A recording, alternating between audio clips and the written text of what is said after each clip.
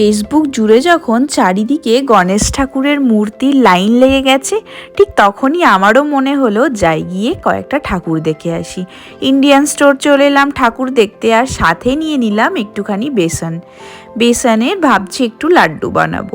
তবে আমি নর্মাল বেসনের লাড্ডু বানাবো না, মতিচুরের লাড্ডু বানাবো ভেবেছি। লাইফে ফার্স্ট টাইমই বানাবো, জানি না কীরকম হবে, তাই একদম কম পরিমাণে একটুখানি বেসন নিয়ে নিয়েছি, ওই 1.5 কাপ মতন।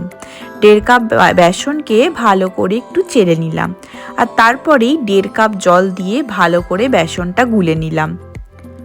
দেখো একদম এই যে দানা দানা ছিল, ঝাঁঝরিটার মধ্যে এই দানা দানা থাকলে চলবে না, একদম যখন নিট অ্যান্ড ক্লিনভাবে পুরো বেসনটা বাটিতে পড়ে যাবে, ঠিক তখনই ভালো করে জল দিয়ে একটু একটু জল দিয়ে প্রথমে মেখে তারপরে পুরো জলটা দিতে হবে। তবে মাথায় রাখতে হবে যতটা বেসন ঠিক ততটাই জল। ওই মাপটা যদি ভালো করে মেনটেন করা হয় তাহলে পারেই ভালো করে ব্যাটারটা তৈরি হবে। এই যে দেখতেই পাচ্ছ একটা থিক ব্যাটার তৈরি হয়ে গেছে। এরপর আমি পুরো জলটা দিয়ে ভালো করে মিক্সড করে নেব। ভালো করে ব্যাটারটা মিক্সড করা হলে তারপর কড়াইতে তেল দিয়ে দেব। খুব বেশি তেল দেওয়ার দরকার নেই, তবে খুব কম দিলেও চলবে না, মোটামুটি তেল দিতে হবে। তেলটা ওদিকে গরম হোক, আর আমি এখানে প্লাস্টিক নিয়ে নিয়েছি একটা। প্লাস্টিকের ভেতরে এই যে ব্যাটারটা করেছিলাম ওই পুরো ব্যাটারটা দিয়ে প্লাস্টিকটা ভালো করে আটকে নেব। আর তারপর তলা দিয়ে এই যে কোণ জায়গাটা রয়েছে এই কোণটার মধ্যে একটা ছোট্ট ফুটো করে নিতে হবে। ব্যাস, তারপরেই আর কি, গরম তেলটার মধ্যে আমি একটা বড় ছাঁকনি নিয়ে নিয়েছি, তার ওপরে বেশ ভালো করে ওই ব্যাটারটা দিয়ে দিলেই এরকম ছোট ছোট ছোট ছোট বুন্দি তৈরি হয়ে যাবে। কিন্তু আমি তো খুব শান্ত স্বভাবের, তাই জন্য আমার প্রচুর ধৈর্য, ওই জন্য মাথা থেকে একটা অন্য বুদ্ধি বের করে নিলাম। এই যে এরকম একটা জিনিস নিয়ে নিয়েছি, তার ওপরে এরকম টুপটুপ টুপটুপ করে ফেলে দিয়েছি। ওই যে ওই কোণ করে তার মধ্যে ভরে তারপরে আবার ফুটো করে বেসনটা ফেলা আমার জন্য খুব একটা ইজি মনে হচ্ছিল না, ওই জন্যেই আমি মাথা লাগিয়ে এই একটা বুদ্ধি বের করেছি। এটাতে খুব তাড়াতাড়ি হচ্ছিল আর খুব সহজেও হচ্ছিল।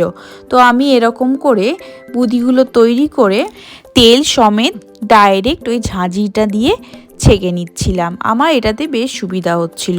এইরকমভাবেই আমি বুঁদিগুলো বেশ করকরে করে ভেজে নিলাম। দেখতেই পাচ্ছেন আওয়াজ হলো, খুব ক্রিস্পি হয়েছে।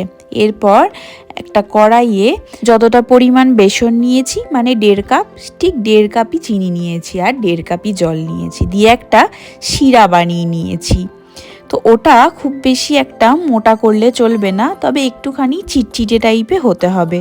ঠিক তখনই এর মধ্যে দিয়ে দিয়েছিলাম 2টো মতন ওই ছোটো এলাচ, চিনি আর জল সবগুলো যখন ভালো করে ফুটে যাবে, ফুটতে ফুটতে একটুখানি দেখে নিতে হবে হাত দিয়ে যেন একটু আঠা আঠা টাইপের হয়ে যায়। এই যে দেখছেন একটা শিরা এরকম তৈরি হয়ে গেছে, এরকম চিটচিট করছে।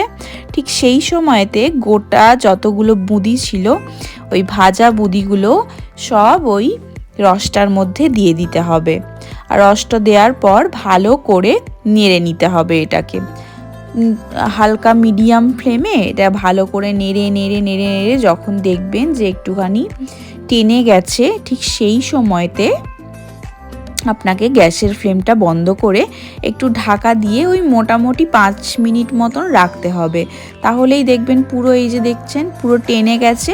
তার ওপরে দিয়ে দেবেন ওই 2 চামচ মতন ঘিটা দিলে না খুব ভালো একটা সেন্ট হয় আর বেশ সুন্দর মানে পাকাতেও সুবিধা হয়।